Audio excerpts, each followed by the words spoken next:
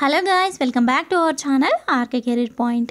Friends, APSC group 4 అలాగే junior assistant cum computer assistant ఎగ్జామ్స్కి prepare అవుతున్నటువంటి క్యాండిడేట్స్కి జనరల్ స్టడీస్ మోడల్ పేపర్ సిరీస్లో భాగంగా ఈరోజు క్లాస్ నెంబర్ 24ని డిస్కస్ చేసుకోబోతున్నాం.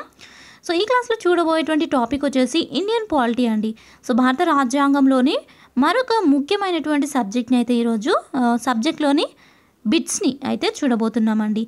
సో ఆ సబ్జెక్ట్ ఏంటి అని చూసినట్లయితే, సో ఇక్కడ ప్రాథమిక హక్కులు, స్వేచ్ఛ, స్వాతంత్రపు హక్కుకు సంబంధించినటువంటి ఇంపార్టెంట్ బిట్స్ చూద్దాం. సో ఈ బిట్స్ చూసిన తర్వాత, మోస్ట్ ఎక్స్పెక్టెడ్ బిట్స్ చూసిన తర్వాత ప్రీవియస్ ఎగ్జామ్స్లో అడిగినటువంటి బిట్స్ని అయితే చూద్దామండి. చాలా ఇంపార్టెంట్ క్లాస్, ఎవరు కూడా స్కిప్ చేయవద్దు మధ్యలో. సో లేట్ చేయకుండా క్లాస్ని అయితే స్టార్ట్ చేసేద్దాం. ముందుగా ఫస్ట్ క్వశ్చన్, రాజ్యాంగంలోని ఏ ఆర్టికల్స్లో స్వేచ్ఛ, స్వాతంత్రపు హక్కు గురించి పేర్కొన్నారు? ఆన్సర్ ఆప్షన్ 2, ఆర్టికల్స్ 19 నుంచి 22, ఆర్టికల్స్ 19 నుంచి 22 వరకు రాజ్యాంగంలోని ఈ ఆర్టికల్లో స్వేచ్ఛ, స్వాతంత్రపు హక్కుల గురించి పేర్కొన్నారు. నెక్స్ట్, ఈ క్రింది వాటిలో సరైనవి ఏవి? ఇక్కడ మనకి ఇచ్చినవి నాలుగింటిలో సరైనవి ఏవి అని చూద్దాము. ఆర్టికల్ 19లో 1A పత్రికా స్వాతంత్రము, ఆర్టికల్ 19(1)B ఆయుధాలు లేకుండా శాంతియుతంగా సమావేశాలు, ఆర్టికల్ 19లో సబ్సెక్షన్ 1C భావ ప్రకటన స్వేచ్ఛ, ఆర్టికల్ 19లో సబ్సెక్షన్ 1D సంచార స్వేచ్ఛ. సో ఇక్కడ మరి సరి అయినవి ఏవి అని చూసినట్లయితే ఆప్షన్ 3 అండి, ABD. సో సి మనకి ఇక్కడ మిస్టేక్గా ఇచ్చారు, ABD.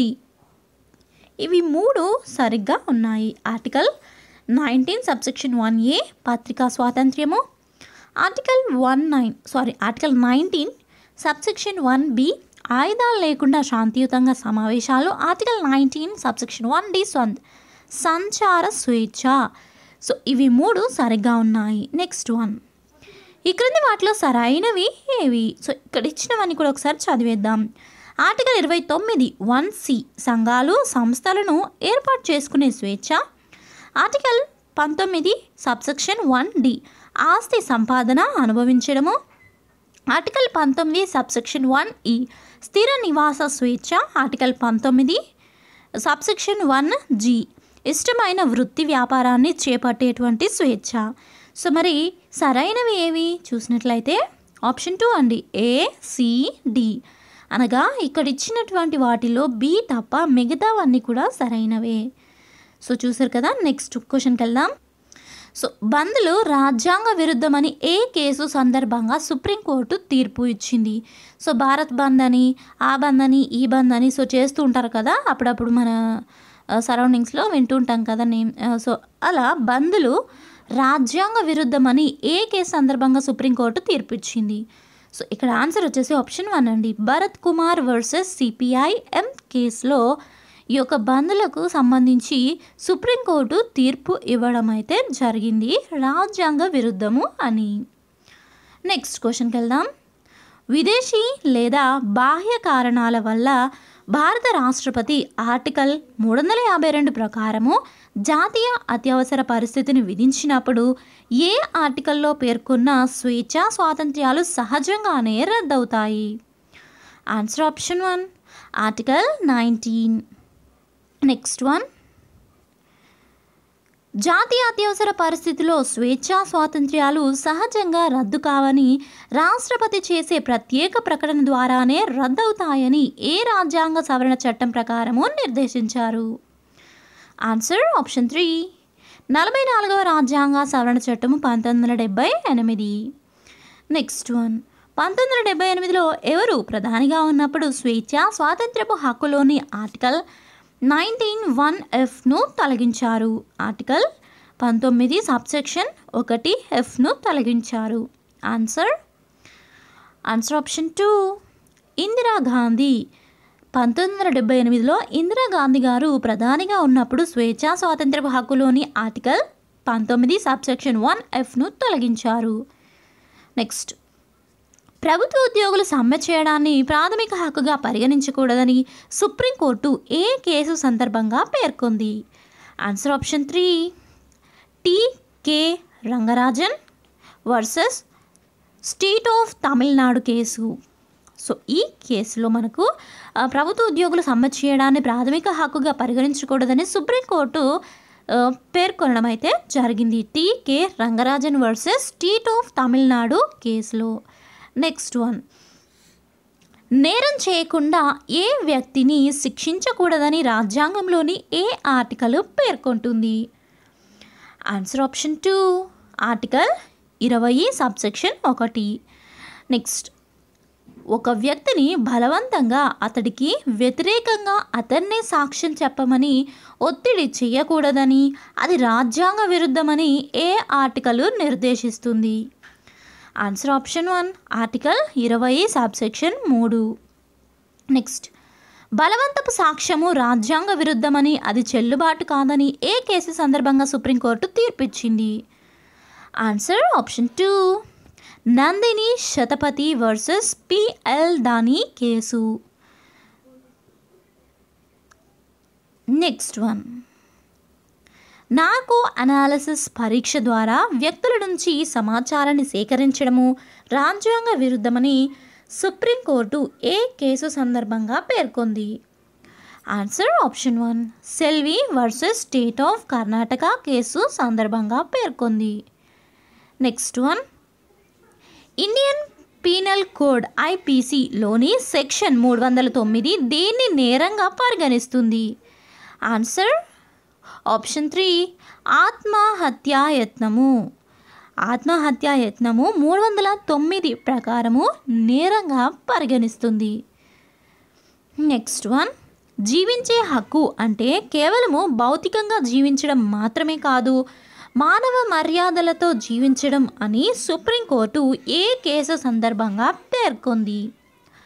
Answer option 1 Maneka Gandhi versus union of India case సందర్భంగా జీవించడం అంటే, జీవించే హక్కు అంటే కేవలం భౌతికంగా జీవించడం మాత్రమే కాదు, మానవ మర్యాదలతో జీవించడం అని సుప్రీంకోర్టు పేర్కొంది. నెక్స్ట్ వన్ చూద్దాం. అటల్ బిహారీ వాజ్పేయి ప్రభుత్వము ఏ రాజ్యాంగ సవరణ చట్టం ద్వారా ఆర్టికల్ 21 సబ్సెక్షన్ ఏను రాజ్యాంగానికి చేర్చింది? ఆన్సర్ ఆప్షన్ 3 అండి 86వ రాజ్యాంగ సవరణ చట్టం 2002. నెక్స్ట్ వన్, ఉచిత నిర్బంధ ప్రాథమిక విద్యా హక్కు చట్టం 2009కి సంబంధించి క్రింది వాటిలో సరైనవి ఏవి? ఆన్సర్ ఆప్షన్ 4 పైవన్నీ, అనగా డాక్టర్ మన్మోహన్ సింగ్ ప్రభుత్వ హయాంలో ఈ చట్టం రూపొందింది. ప్రాథమిక విద్య అంటే 1 నుంచి 8 తరగతులు, బలహీన వర్గాల పిల్లలకు ప్రైవేట్ విద్యా సంస్థల్లో 25% సీట్లు ఉచితంగా ఇవ్వాలి. ఉపాధ్యాయ విద్యార్థుల నిష్పత్తి 1:30 అంటే విద్యార్థుల్లో 30 మందికి కనీసం ఒక ఉపాధ్యాయుడైనా ఉండాలి అని అర్థము. సో ఇవన్నీ కూడా ఉచిత నిర్బంధ ప్రాథమిక విద్యా హక్కు చట్టము 2009కి సంబంధించి సరైనవి. నెక్స్ట్ వన్, ఆర్టికల్ 21 సబ్సెక్షన్ ఏలో పేర్కొన్నటువంటి ఉచిత నిర్బంధ ప్రాథమిక విద్యా హక్కు చట్టం మన దేశంలో ఎప్పటి నుంచి అమల్లోకి వచ్చింది? ఆన్సర్ ఆప్షన్ 2 2010 ఏప్రిల్ 1 నుంచి అమల్లోకి వచ్చింది. Next one, Maneka Gandhi versus union of India కేసులో అమెరికాలో అమల్లో ఉన్న ఏ శాసన ప్రక్రియ అంశాన్ని సుప్రీంకోర్టు పేర్కొంది? Answer option 4 due process of law. Next, రాజ్యాంగంలోని ఏ ఆర్టికల్స్ ఒకదానితో మరొకటి పరస్పర సంబంధం కలిగి ఉన్నాయని supreme court Maneka Gandhi versus union of India కేసులో పేర్కొంది? ఆన్సర్ ఆప్షన్ 1 ఆర్టికల్స్ 14, 19 అలాగే 21. సో 14, 19, 21లో ఈ యొక్క రాజ్యాంగంలోని ఈ ఆర్టికల్స్లో ఒకదానితో మరొకటి పరస్పర సంబంధం కలిగి ఉన్నాయని supreme court Maneka Gandhi versus union of India కేసులో పేర్కొంది. నెక్స్ట్, ఏ ఆర్టికల్ ఆధారంగా రూపొందించే శాసనాలు సహజ న్యాయ సూత్రాలకు వ్యతిరేకంగా ఉండకూడదని సుప్రీంకోర్టు పేర్కొంది? Answer option 2 article 21. ఆర్టికల్ 21 ఆధారంగా రూపొందేటువంటి శాసనాలు సహజ న్యాయ సూత్రాలకు వ్యతిరేకంగా ఉండకూడదని సుప్రీంకోర్టు పేర్కొంది. నెక్స్ట్, సహజ న్యాయ సూత్రం అంటే ఏంటి చూద్దాం. ఆన్సర్ ఆప్షన్ 5 అనగా ఏ ఒక్కరూ తన సొంత కేసుకు తానే జడ్జిగా ఉండకూడదు, ప్రతి వ్యక్తికి విన్నవించుకునే హక్కు ఉంది, ప్రతి అధికార వ్యవస్థ నిష్పక్షపాతంగా న్యాయబద్ధంగా వ్యవహరించాలి. సో ఇవన్నీ కూడా సహజ న్యాయ సూత్రం కిందకే వస్తాయి. సహజ న్యాయ సూత్రం అంటే ఇవన్నీ కూడా వస్తాయండి. నెక్స్ట్, వ్యక్తి ప్రాణానికి చట్టబద్ధమైన పద్ధతిలో తప్ప ఇతర మార్గాల్లో హాని తలపెట్టకూడదని ఏ ఆర్టికల్ నిర్దేశిస్తుంది? Answer option 3 article 21. నెక్స్ట్, కారణం చెప్పకుండా వ్యక్తులను అరెస్టు చేయకూడదని రాజ్యాంగంలోని ఏ ఆర్టికల్ నిర్దేశిస్తుంది? ఆన్సర్ ఆప్షన్ 4 ఆర్టికల్ 22 ప్రకారము కారణం చెప్పకుండా ఏ వ్యక్తిని కూడా అరెస్టు చేయకూడదండి. సో ఇప్పటి వరకు మనం చూసినవన్నీ కూడా ఇవి మోస్ట్ ఎక్స్పెక్టెడ్ బిట్స్ అండి. సో ఇప్పుడు ప్రీవియస్ ఎగ్జామ్స్లో అడిగినటువంటి బిట్స్ ఒకసారి చూద్దాం. సో ఇప్పుడు మనము నెక్స్ట్ గత పరీక్షలు అడిగినటువంటి ప్రశ్నలను అయితే చూద్దామండి.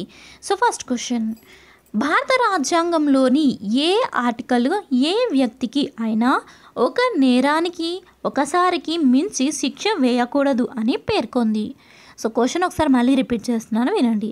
భారత రాజ్యాంగంలోని ఏ ఆర్టికల్ ఏ వ్యక్తికి అయినా ఒక నేరానికి ఒకసారికి మించి శిక్ష వేయకూడదని పేర్కొంది? అంటే మీకు క్వశ్చన్ ఒకసారి ఎక్స్ప్లెయిన్ చేస్తాను, వినండి. ఫర్ ఎగ్జాంపుల్, ఒక వ్యక్తి ఒక హత్య చేశాడు. సో ఒక వ్యక్తి ఇంకొక వ్యక్తిని ఒకసారి హత్య చేశాడు అనుకోండి. సో ఆ వ్యక్తిని హత్య చేసినందుకు గాను ఈ వ్యక్తికి ఒకసారే శిక్ష వేయాలి. సో అది ఒక 1 year అయినా కానివ్వండి, 7 years అయినా కానివ్వండి, లేదంటే 14 years అయినా కానివ్వండి, లేదంటే మరొక 20 years అయినా కానివ్వండి, శిక్ష అనేది ఒకటేసారి వేయాలి. కానీ సో ఈ 20 years కంప్లీట్ అయ్యాక కొంత గ్యాప్ ఇచ్చి మళ్ళీ తిరిగి శిక్ష వేయడం అనేది జరగదు, మళ్ళీ శిక్ష వేయకూడదు. సో మళ్ళీ నువ్వు ఆ రోజు హత్య చేసావు కదా, అందుకే నీకు మళ్ళీ శిక్ష వేస్తున్నాను అని వేయకూడదు అని అర్థం ఇక్కడ. సో అలా వేయకూడదు అని పేర్కొంది ఏ ఆర్టికల్ అంటే ఆన్సర్ ఆప్షన్ 2 అండి, ఆర్టికల్ 20వ ఆర్టికల్. నెక్స్ట్, 21వ అధికరణ దేని గురించి పేర్కొంటుంది? ఆన్సర్ ఆప్షన్ 2 జీవించే హక్కు. 21వ అధికరణ జీవించే హక్కు గురించి పేర్కొంటుంది. నెక్స్ట్, సో చాలామంది అడుగుతున్నారు ప్రీవియస్ ఎగ్జామ్స్ బిట్స్ మాకు ప్రొవైడ్ చేయండి అని. సో మీకు యూజ్ అవుతాయని మీకు ప్రొవైడ్ చేయడం జరుగుతుంది. సో మీ ఫ్రెండ్స్కి రిలేటివ్స్కి తప్పకుండా నీడీ పీపుల్కి కూడా షేర్ చేయండి క్లాసెస్ని ఎవరైతే వాచ్ చేస్తున్నారో. సో నెక్స్ట్ వన్ చూద్దాం. ప్రాథమిక హక్కులను రద్దు చేసే అధికారము ఎవరికి ఉంది? ఆన్సర్ ఆప్షన్ 3 అండి, రాష్ట్రపతి. సో ఇక్కడ ఏంటి, మనకి ప్రాథమిక హక్కులను రద్దు చేసే అధికారము రాష్ట్రపతికి మాత్రమే ఉంటుంది. So option 3 is the right answer. Next one చూద్దాం. స్వేచ్ఛా హక్కు ఏ ఆర్టికల్లో ఉంది? స్వేచ్ఛా హక్కు ఏ ఆర్టికల్లో ఉంది? Answer option 2 article 19. Next one, ప్రాథమిక విద్యను ప్రాథమిక హక్కుగా గుర్తించే రాజ్యాంగ నిబంధన ఏది? Answer option 2 article 21. Article 21 subsection ఏ. సో ఈ క్వశ్చన్ మనకి ఏపీపీఎస్సీ జూనియర్ స్టెనోర్స్ 2012లో ఈ క్వశ్చన్ అయితే మనకి అడగడం జరిగింది ఎగ్జామ్లో. సో ఈ జూనియర్ అసిస్టెంట్ ఎగ్జామ్స్కి ప్రిపేర్ అవుతున్న క్యాండిడేట్స్కి ఈ ప్రీవియస్ బిట్స్ అనేవి తప్పకుండా యూజ్ అవుతాయండి. సో 1-2 సార్లు మీరు ఈ క్లాస్ని విన్నా కూడా పర్లేదండి. నెక్స్ట్ చూద్దాము. నివాస స్వేచ్ఛ స్థావరాల్లో స్వాతంత్ర్యానికి హామీ ఇచ్చిన భారత రాజ్యాంగ అధికరణ ఏది? Answer option 2 article 19. నివాస స్వేచ్ఛా స్థావరాల్లో స్వాతంత్ర్యానికి హామీ ఇచ్చిన భారత రాజ్యాంగ అధికరణ ఆర్టికల్ 19. నెక్స్ట్, 2002లో 86వ రాజ్యాంగ సవరణ చట్టం ద్వారా రాజ్యాంగానికి కొత్తగా చేర్చిన ఆర్టికల్ ఏది? Answer option 4 article 21A. Next, భారత రాజ్యాంగంలో ఏ అధికరణ పౌరుడి జీవన హక్కును ప్రకటించింది? Answer option 1 article 21. నెక్స్ట్, భారత రాజ్యాంగంలోని ఏ అధికరణ జమ్మూ కాశ్మీర్కు ప్రత్యేక హోదా కల్పించింది? Answer option 1 article 370. నెక్స్ట్, భారత రాజ్యాంగంలోని ఏ అధికరణ పౌరులకు 6 రకాల స్వేచ్ఛలను కల్పించింది? క్వశ్చన్ మళ్ళీ రిపీట్ చేస్తున్నాను, వినండి. భారత రాజ్యాంగంలోని ఏ అధికరణ పౌరులకు 6 రకాల స్వేచ్ఛలను కల్పించింది? Answer option 2 article 19. ఆర్టికల్ 19 భారత రాజ్యాంగంలోని ఈ యొక్క 19వ ఆర్టికల్ పౌరులకు 6 రకాల స్వేచ్ఛలను కల్పించింది. నెక్స్ట్, జాతీయ అత్యవసర పరిస్థితిని విధించినప్పుడు రాజ్యాంగంలోని ఏ ఆర్టికల్ను సస్పెండ్ చేయడానికి వీల్లేదు? Answer option 2 article 21. నెక్స్ట్, ఈ క్రింది వాటిలో సరైనవి ఏవి? ఆన్సర్ క్రింది వాటిలో సరైనవి ఏవి? ఇక్కడ చూసేద్దాం. విద్యా హక్కు చట్టము విద్యను ప్రాథమిక హక్కుగా ప్రకటించింది. విద్యా హక్కు చట్టాన్ని 2009లో ఆమోదించారు. 6 నుంచి 14 సంవత్సరాల్లో పిల్లలందరికీ ఉచిత నిర్బంధ విద్యను అందించాలని విద్యా హక్కు చట్టం పేర్కొంది. సో మరి సరైనది ఏది అని చూసినట్లయితే ఆప్షన్ 4 అండి, ABC. ఇచ్చినవన్నీ కూడా విద్యా హక్కు చట్టానికి సంబంధించి సరైనవే. సో కాబట్టి option 4 is the right answer. Next one చూద్దాం. రాజ్యాంగంలోని ఏ అధికరణ పౌరుల హక్కులను క్రమబద్ధం చేసే అధికారాన్ని పార్లమెంటుకు కల్పిస్తుంది? క్వశ్చన్ మళ్ళీ రిపీట్ చేస్తున్నాను. రాజ్యాంగంలోని ఏ అధికరణ పౌరుల హక్కులను క్రమబద్ధం చేసే అధికారాన్ని పార్లమెంటుకు కల్పిస్తుంది? Answer option 4 article 13. Article 13. So friends, ఈ క్వశ్చన్ వచ్చేసి మనకి ఏపీఎస్సీ గ్రూప్ 2లో అలాగే మెయిన్స్ 2017లో అడగడం జరిగింది. సో ఇవన్నీ కూడా most expected and most important bits అండి. సో తప్పకుండా మీరు మన యొక్క క్లాసెస్ని డైలీ ఫాలో అవ్వండి. క్లాసెస్ చూస్తున్న వారు మీకు మెంటల్ అబిలిటీ రీజనింగ్ క్లాసెస్ కూడా ప్రొవైడ్ చేస్తున్నాం మన ఛానల్లో. ప్లేలిస్ట్ లింక్ డిస్క్రిప్షన్లో ఉంటుంది, ఫాలో అవ్వండి తప్పకుండా. వాచ్ చేస్తున్నవారు తప్పకుండా షేర్ చేయండి. మీకు ఎలా అనిపించింది క్లాసు, ఇంకా మీకు ఏ సబ్జెక్ట్కి సంబంధించి క్లాసెస్ కావాలనుకుంటున్నారో తప్పకుండా కామెంట్ సెక్షన్లో అడగండి. మీకు అందరికీ కూడా ఆ యొక్క సబ్జెక్ట్కి సంబంధించి క్లాస్ అయితే ప్రొవైడ్ చేయడం జరుగుతుంది. Thank you friends, thanks for watching this video. Have a nice day. Bye bye.